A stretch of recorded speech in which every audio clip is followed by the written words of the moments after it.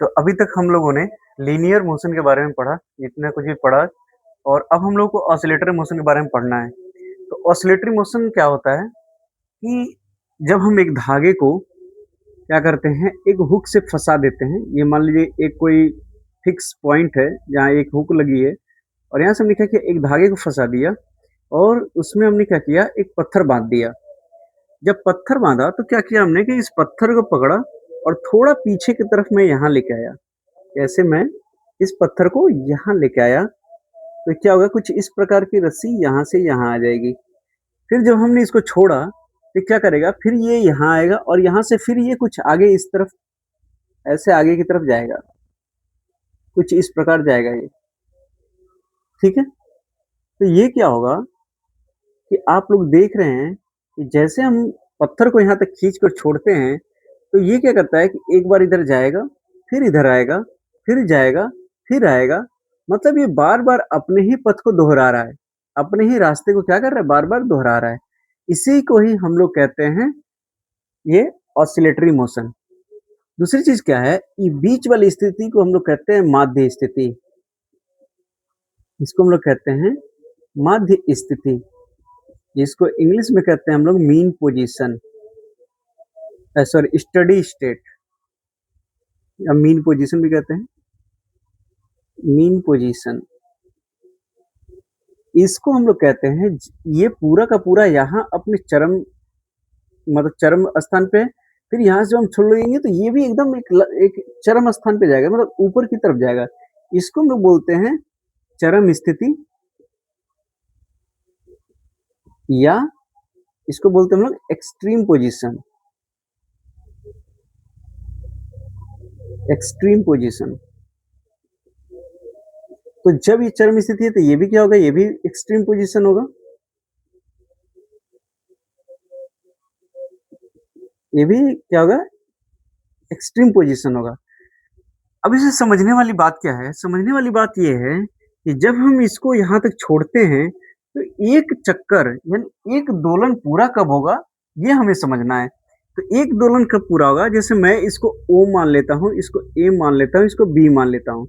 तो जब O से A पे जाए, फिर A से O पे आए और फिर O से B पे जाए और फिर B से O पे आए, मतलब कि ये इस पत्थर को जैसे हम इधर लेके आते हैं तो ये यहाँ से यहाँ आए, फिर यहाँ से यहाँ आए, फिर इधर जाएगा और फिर इधर आएगा, तब जाके एक चक्कर पूरा होगा।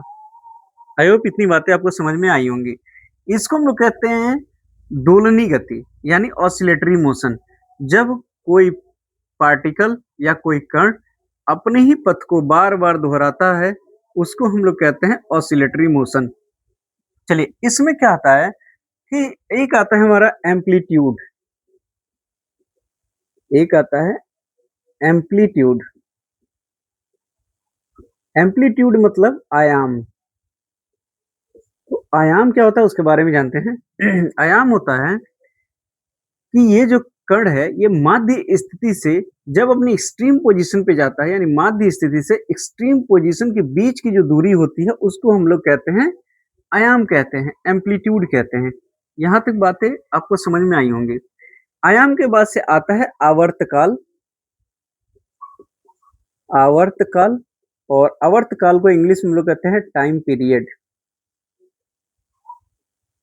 टाइम पीरियड, टाइम पीरियड क्या होता है कि एक दोलन पूरा करने में, अब एक दोलन तो हमने बता दिया, एक दोलन कब होगा, यानी एक बार एक चक्कर कब लगाएगा, तो आप एक चक्कर कह लीजिए, एक दोलन कह लीजिए।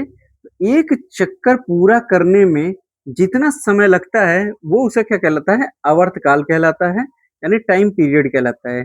तो टाइम इक्वल टू क्या होता है, 1/, दोलनों की, मतलब 1/n। n क्या होता है हमारा, n हमारा होता है दोलनों की संख्या। चलिए, इसके बाद से आता है हमारा आवर्तकाल के बाद से आता है, टाइम पीरियड के बाद से आता है आवृत्ति। आवृत्ति, आवृत्ति को इंग्लिश में कहते हैं फ्रीक्वेंसी। इसको हम लोग कहते हैं फ्रीक्वेंसी। फ्रीक्वेंसी यही n है। फ्रीक्वेंसी का मतलब क्या हुआ कि कोई पार्टिकल 1 सेकंड में कितनी बार वो दोलन करता है, 1 सेकंड में वो कितनी बार दोलन करता है, उसको हम लोग कहते हैं आवृत्ति कहते हैं। तो आवृत्ति को हम लोग n से या f से दोनों से लिखते हैं, तो हम n ही लिखते हैं। n बराबर होता है 1/t, ठीक है? यानी 1 सेकंड में वो कितनी बार दोलन कर रहा है, ये हमारा क्या कहलाता है? आवृत्ति कहलाती है। और एक दोलन पूरा करने में जो समय लगता है, उसको हम लोग टाइम पीरियड कहते हैं, t। अब यहाँ से आप देखते हैं कि जो t का SI मात्रक होता है, वो क्या होता है? t चूँकि समय है, इसका SI मात्रक होता है सेकंड। और यहाँ से आवृत्ति क्या होती है? आवृत्ति इक्वल टू होता है 1/, टाइम पीरियड, यानी 1/सेकंड। तो 1/सेकंड को हम लोग हर्ट्ज के नाम से जानते हैं, यानी आवृत्ति को हम लोग इसमें नापते हैं, हर्ट्ज में नापते हैं। अब यहाँ से आपकी 2 कंडीशन आती है, एक तो हो गया ऑसिलेटरी मोशन और एक होता है हमारी आवर्ती गति। एक आती है क्या चीज? आवर्ती गति। अच्छा, समझने वाली बात क्या है कि आवर्ती गति क्या होती है? कि आवर्ती गति होती है कि एक निश्चित समयांतराल में, एक निश्चित समयांतराल में जब कोई कण अपने पथ को दोहराता है, उस समय क्या कहलाता है? ये आवर्ती गति कहलाती है। अब ये ऐसा नहीं है कि ये भी दोहरा रहा है तो ये क्या बोलते हैं, ऑसिलेटरी मोशन नहीं है, आवर्ती गति है।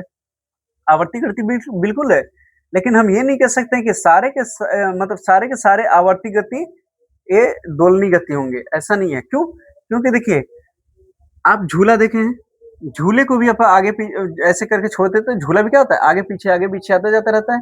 तो झूला भी क्या हुआ हमारा कि ऑसिलेटरी मोशन भी हुआ और आवर्ती गति भी हुआ। लेकिन एक आप लोग घड़ी देखे होंगे, घड़ी में क्या होता है कि घड़ी की जो सेकंड वाली सुई होती है या घंटे वाली सुई होती है, वो क्या होती है? चलते एक 60 सेकंड बाद वो फिर से अपनी जगह पे आ जाती है। हमने क्या कहा दोलनी गति में कि वो बस अपने ही माध्य के, ये माध्य स्थिति है ना, अपनी माध्य की स्थिति के इधर-उधर गति करेगी। लेकिन आवर्ती गति में क्या होगा कि पूरा ही एक चक्कर भी गति कर सकती है और